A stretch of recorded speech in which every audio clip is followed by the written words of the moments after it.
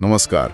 आज हम कुछ ऑनलाइन जो चर्चाएं चल रही हैं और कुछ छोटे लेख हैं जी उन पर थोड़ी गहराई से बात करेंगे। जी ये स्रोत जो हैं ये उन युवा लोगों पर फोकस कर रहे हैं, खासकर स्टूडेंट्स जो घर से दूर रहकर पढ़ रहे हैं। हाँ और उनके कुछ कथित फैसलों को लेकर ना चिंताएं जताई जा रही हैं। मतलब ऐसे फैसले जिनका असर शायद उनके भविष्य पर, उनके परिवारों पर पड़ रहा है, ऐसा इन स्रोतों का मानना है। जी बिल्कुल, ये चिंताएं काफी मुखर हैं इन स्रोतों में। हाँ, और हमारे पास जो सामग्री है जी उसमें देखिए सोशल मीडिया कमेंट्स के स्क्रीनशॉट हैं, कुछ लोगों की अपनी राय है, टिप्पणियां हैं और साथ ही कुछ छोटे लेख भी हैं जो शायद माता पिता का या समाज का नजरिया सामने रखते हैं। तो यहाँ मतलब भावनाएं भी हैं, विचार भी हैं और कहीं कहीं थोड़ी तीखी बातें भी हैं। सही कहा, एक तरह का मिश्रण है ये पूरा। तो आज हमारा मकसद यही है कि इन स्रोतों में जो मुख्य चिंताएं हैं, जो भावनाएं हैं, उनको थोड़ा खोल कर समझें। जी जैसे माता पिता का भरोसा, उनका त्याग, इसकी बातें हैं। फिर युवाओं के जो कथित रास्ते हैं उन पर सवाल उठाए गए हैं। और समाज में खासकर ऑनलाइन दुनिया में जो रिएक्शन दिख रहा है उसका थोड़ा विश्लेषण करें। तो चलिए देखते हैं ये स्रोत क्या कहते हैं। जरूर।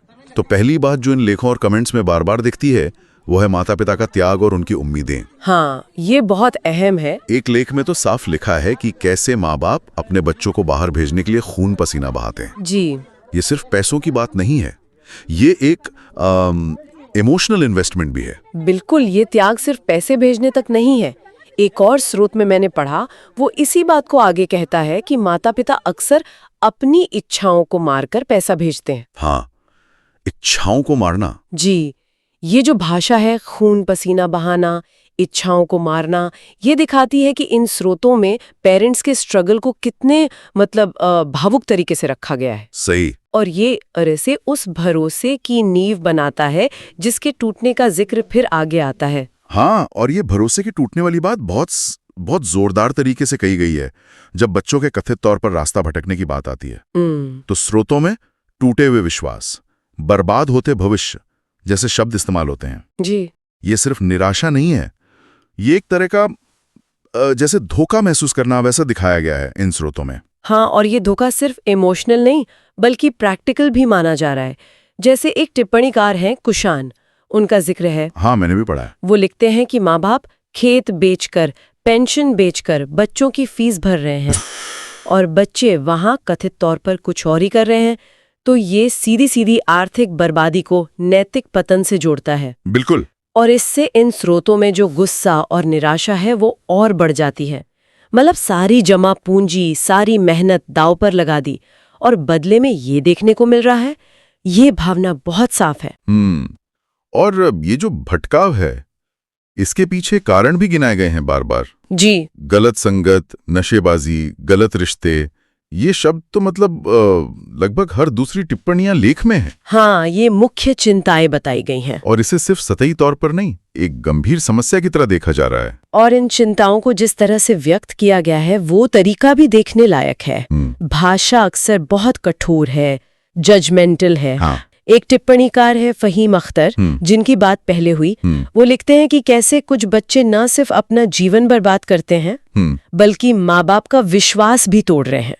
तो बर्बादी और विश्वासघात को सीधे सीधे जोड़ दिया। हाँ, और कुछ टिप्पणियां तो मतलब भाषा की सारी हदें पार करती हुई लगती हैं। जैसे वो एक हैंडल है फैन ऑफ मोदी 1112। उनकी टिप्पणी में इन युवाओं के लिए एस्कॉट्स जैसा बहुत ही आपत्तिजनक शब्द इस्तेमाल हुआ है। ओहो, ये सिर्फ आलोचना नहीं है, ये तो एक तरह से उनको पूरी तरह खारिज कर देना है, एक लेबल लगा देना है। ये सचमुच ध्यान देने वाली बात है कि भाषा का इस्तेमाल कैसे हो रहा है। एक और टिप्पणीकार है शिवम मिश्रा। वो कहते हैं कि आजकल की लड़कियों में और इनमें मतलब कथित बुरे तत्वों में डिफरेंस करना मुश्किल है। हाँ, ये भी पढ़ा मैंने। अब ये टिप्पणी सिर्फ आलोचना नहीं कर रही, ये एक तरह की व्यापक शंका और सामान्यीकरण को भी दिखाती है। सही कहा, सामान्यीकरण। जी, जो शायद कई लोगों की सोच को दिखाता हो, जैसा इन स्रोतों से लग रहा है। हाँ, और ये सामान्यीकरण कई तरह से दिखता है। जैसे एक टिप्पणीकार हैं भूपेंद्र, वो जिसे सीधे सीधे संस्कारों का पतन कहते हैं। मतलब ये किसी एक की गलती नहीं, ये पूरी पीढ़ी या समाज के नैतिक पतन का संकेत माना जा रहा है। जी। और नारायण प्रजापति इसे एक नया ट्रेंड बता रहे हैं, जैसे कोई फैशन हो जिसे युवा अपना रहे हैं। अच्छा, ट्रेंड। हाँ, ये भाषा दिखाती है कि इसे एक व्यक्तिगत समस्या से ज्यादा एक सामाजिक महामारी की तरह देखा जा रहा है। और इसी नजरिए से शायद ये धारणा भी मजबूत होती है कि ये बच्चे जानबूझकर अपने माँ बाप को बेवकूफ बना रहे हैं। हाँ, कुशान की टिप्पणी इसी तरफ इशारा करती है। जी, ये सोच कि इसमें एक सचेत धोखा शामिल है, ये माता पिता के प्रति सहानुभूति और बच्चों के प्रति गुस्से को और बढ़ा देता है। ऐसा लगता है कि स्रोत इन युवाओं को पीड़ित कम, अपराधी ज्यादा मान रहे हैं। हाँ, शायद ये नजरिया है उनका। कुछ टिप्पणियां तो इस मुद्दे को अलग अलग सामाजिक या आर्थिक दायरे में भी रखती हैं। जैसे पवन नाम के एक टिप्पणीकार हैं, वो इनकी तुलना अधिकारियों या व्यापारियों के बच्चों से करते हैं। कहते हैं कि वो कम से कम अपने खानदान का नाम खराब तो नहीं करते। ओहो, ये तो एक अजीब तरह का वर्गीकरण है। हाँ, शायद ये कहने की कोशिश है कि ऐसी हरकतें एक खास सामाजिक आर्थिक बैकग्राउंड के बच्चों से उम्मीद नहीं की जाती। ये तुलना दिलचस्प है क्योंकि ये मुद्दे को नैतिकता के साथ साथ सामाजिक प्रतिष्ठा, मतलब खानदान के नाम से भी जोड़ती है। सही। और दूसरी तरफ वो प्रदीप नाम के टिप्पणीकार हैं जिनका सवाल है कि ऐसे लोगों पर पुलिस कार्रवाई क्यों नहीं होती। हाँ, ये भी एक एंगल है। ये मांग दिखाती है कि कुछ लोग इसे सिर्फ सामाजिक या नैतिक मुद्दा नहीं बल्कि लॉ एंड ऑर्डर की समस्या मान रहे हैं। वो चाहते हैं कि स्टेट इसमें दखल दे। तो यहाँ मतलब व्यक्तिगत नैतिकता, सामाजिक प्रतिष्ठा और कानून व्यवस्था, ये तीनों पहलू उभर रहे हैं इन स्रोतों में। जी हाँ, और ये दिखाता है कि इस मुद्दे को लेकर कितनी अलग अलग तरह की चिंताएं और अपेक्षाएं हैं। कोई संस्कारों से जोड़ रहा है, कोई सामाजिक रुतबे से, और कोई इसे अपराध मानकर सजा मांग रहा है। हाँ, ये बहुस्तरीय प्रतिक्रिया है। बिल्कुल, ये इन स्रोतों की खास बात है। अच्छा, एक और महत्वपूर्ण पहलू जो इन स्रोतों में काफी प्रमुखता से उठाया गया है, वो है इस कथित व्यवहार का व्यापक सामाजिक असर। हाँ, ये भी है। फहीम अख्तर की टिप्पणी में ये बात साफ कही गई है कि ऐसे बच्चों के कारण अच्छे और मेहनती बच्चों का हक भी छीन जाता है। मतलब ये सिर्फ एक परिवार की कहानी नहीं रह जाती। ये सामूहिक परिणाम वाला विचार बहुत महत्वपूर्ण है। तर्क ये दिया जा रहा है कि कुछ लोगों के काम का बुरा असर उन पर भी पड़ता है जो नियम मान रहे हैं और मेहनत कर रहे हैं। हाँ। एक और लेख में भी यही कहा गया है कि ऐसी घटनाओं से अच्छे बच्चों के लिए भी अवसर कम हो जाते हैं। इसका मतलब क्या हो सकता है? शायद इसका मतलब ये है कि बाहर भेजने वाले माँ बाप ज्यादा शक्की हो जाते हैं, या हॉस्टल, पीजी जैसी जगहों पर नियम और सख्त हो जाते हैं, जिसका असर सब पर पड़ता है। अच्छा, हाँ, ये हो सकता है। और ये चिंता सिर्फ अफसरों तक ही नहीं है, कुछ टिप्पणियां तो इसे राष्ट्रीय स्तर तक ले जाती हैं। राष्ट्रीय स्तर तक कैसे? एक हैंडल है काशी का वासी, उनकी टिप्पणी इसे सीधे सीधे भारत का भविष्य से जोड़ती है। ओहो। वो लिखते हैं कि माँ बाप बच्चों को पढ़ने भेजते हैं और वो वहां कुछ और कर्म कांड करते हैं। ये भाषा बताती है कि इसे देश के भविष्य के लिए एक खतरे की तरह देखा जा रहा है। इस तरह की भाषा, कर्मकांड, भारत का भविष्य, ये दिखाती है कि चिंता कितनी गहरी है और कितने बड़े पैमाने पर इसे महसूस किया जा रहा है। हाँ, और व्यंग्य का भी खूब इस्तेमाल हुआ है। जी हाँ, अनिल शाह की टिप्पणी याद है। वो इन्हें मॉडर्न दुनिया के काबिल विद्यार्थी कहते हैं। हाँ, जिनके बारे में जितना कुछ कहा जाए कम है। ये जो कटाक्ष है, ये असल में गहरी निराशा और हताशा का ही एक रूप है। और कुछ प्रतिक्रियाएं तो व्यंग्य से भी आगे बढ़कर सीधे सीधे अपमानजनक हैं। अच्छा। अस राजपूत नाम का हैंडल है, उनकी टिप्पणी में इसे कामसूत्र की पढ़ाई कहा गया है। अरे बाप रे। ये दिखाता है कि गुस्सा और नाराजगी किस हद तक है कि मतलब भाषा की मर्यादा भी नहीं रह पा रही। और वो प्रदीप की टिप्पणी जो पुलिस कार्रवाई की मांग करती है, वो भी इसी चरम प्रतिक्रिया का हिस्सा है। हाँ। ये मांग इस भावना से निकलती है कि स्थिति कंट्रोल से बाहर है और इसे रोकने के लिए अब सख्त बाहरी हस्तक्षेप की जरूरत है। ये दिखाता है कि शायद बातचीत या समझाने की गुंजाइश खत्म मानी जा रही है। लेकिन ये भी सच है कि सारी प्रतिक्रियाएं इतनी तीखी या एक जैसी नहीं हैं। मतलब इन स्रोतों में ना प्रतिक्रियाओं का एक पूरा स्पेक्ट्रम है। हाँ, ये बात सही है। कुछ लोग सिर्फ अपनी निराशा और असहमति बहुत सादे ढंग से व्यक्त करते हैं। हाँ, जैसे राम प्रसाद यादव का कमेंट है, सहमत हूँ भाई जी, ऐसा नहीं होना चाहिए, लेकिन क्या कहा जाए। हाँ, इसमें गुस्सा कम है। जी, इसमें एक तरह की लाचारी है, दुख ज्यादा है। ये दिखाता है कि कुछ लोग स्थिति से दुखी तो हैं, पर शायद उनके पास कोई समाधान या तीखी आलोचना के शब्द नहीं है। सही। वहीं दूसरी तरफ कुछ लोग व्यंग्य का इस्तेमाल करते हैं, लेकिन उनका निशाना बच्चे नहीं बल्कि माँ बाप होते हैं। अच्छा, माँ बाप पर व्यंग्य। हाँ, एबीजे न्यूज नाम के हैंडल से टिप्पणी है, माँ बाप का नाम रोशन कर रहे हैं। ओह।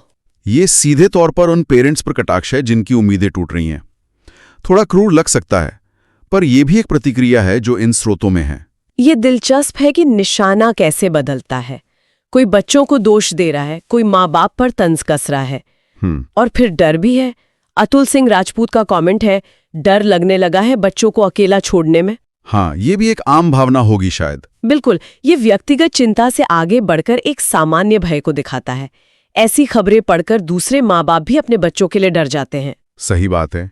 ये दिखाता है कि ऐसी घटनाओं का असर सिर्फ पीड़ित परिवारों पर नहीं, बल्कि समाज पर भी पड़ता है। अच्छा, वो शिवम मिश्रा की टिप्पणी पर वापस आते हैं एक मिनट जी, जो कहते हैं कि आजकल की लड़कियों में और इनमें डिफरेंस करना मुश्किल है। पहले हमने इसे सामान्यकरण की तरह देखा था, पर क्या इसमें एक तरह की उलझन भी छिपी हो सकती है?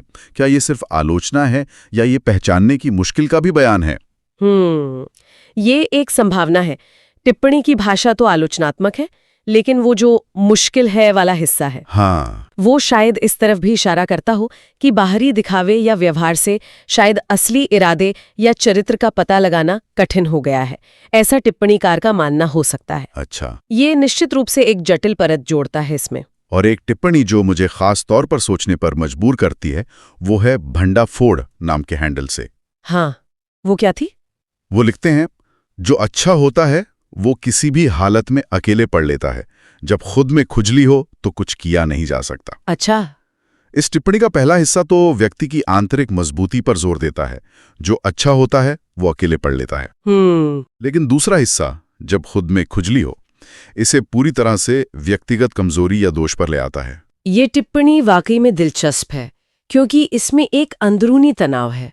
एक तरफ ये कहा जा रहा है कि अच्छे लोग अकेलेपन या मुश्किल हालात में भी सही रास्ते पर रहते हैं। हाँ। दूसरी तरफ जो भटकते हैं, उनके लिए खुद में खुजली जैसे शब्द इस्तेमाल करके पूरी जिम्मेदारी व्यक्ति पे डाल दी जाती है। तो मतलब दोष व्यक्ति का ही है। टिप्पणीकार का इरादा तो शायद यही है, व्यक्तिगत दोषारोपण का, पर वो जो अकेले पड़ लेता है वाला हिस्सा है, वो अनजाने में से ही उन परिस्थितियों की ओर भी इशारा कर देता है जिनमें ये युवा रह रहे होते हैं। अकेलापन, घर से दूरी। हाँ, ये बात तो है। ये उनकी वल्नरेबिलिटी, उनकी भेदभाव की तरफ एक महीन संकेत हो सकता है, भले ही टिप्पणीकार उसे कमजोरी मान रहा हो। तो इन सभी स्रोतों को, मतलब लेखों और टिप्पणियों को एक साथ देखने पर जो मुख्य संघर्ष उभरता है जी, वो है माता पिता की भारी उम्मीदों, उनके गहरे त्याग और भरोसे बनाम कुछ स्वतंत्र रूप से रह रहे युवाओं के कथित विकल्प और जीवन शैली, इनके बीच का टकराव। बिल्कुल। और ये टकराव ऑनलाइन प्लेटफॉर्म पर बहुत तीव्र, भावनात्मक और अक्सर नकारात्मक प्रतिक्रियाओं को जन्म दे रहा है, जैसा हमने देखा। बिल्कुल। माता पिता का विश्वास, गलत संगत, बर्बाद होता भविष्य, संस्कारों का पतन और यहाँ तक के भारत का भविष्य, ये चिंताएं और ये वाक्यांश इन स्रोतों में बार बार गूंजते हैं। हाँ। निराशा, दोषारोपण, गुस्सा, डर और कभी-कभी लाचारी, ये भावनाएं हावी हैं। और विश्लेषण मुख्य रूप से व्यक्तिगत चरित्र, नैतिकता और फैसलों पर केंद्रित है। हाँ, और ज्यादातर सोच इसी धुरी पर घूमते हैं, व्यक्तिगत गलती और उसके परिणाम। यही बात एक दिलचस्प सवाल भी उठाती है जो इन स्रोतों के अंदर ही मौजूद तनाव से पैदा होता है। क्या सवाल? देखिए, जहां एक और लगभग सभी स्रोत व्यक्तिगत जिम्मेदारी, संस्कारों की कमी या जानबूझकर किए गए धोखे पर जोर देते हैं, वहीं भंडाफोड़ जैसी टिप्पणी अनजाने में ही सही अकेले पाल लेता है, जैसे एक हालात की तरफ भी इशारा कर देती है। हाँ। तो सोचने वाली बात यह है कि क्या ये स्रोत खुद ही पूरी तरह से तय कर पा रहे हैं कि समस्या की जड़ कहाँ है? क्या ये पूरी तरह से व्यक्ति का दोष है या उनके हालात जैसे सामाजिक दबाव या सपोर्ट सिस्टम की कमी, क्या वो भी इसमें कोई भूमिका निभा रहे हैं? जिसका जिक्र ये स्रोत सीधे तौर पर करने से बचते हैं या शायद कर नहीं पाते। ये विरोधाभास इन स्रोतों के विश्लेषण से उभरता एक अहम बिंदु है जिस पर सुनने वाले खुद भी विचार कर सकते हैं।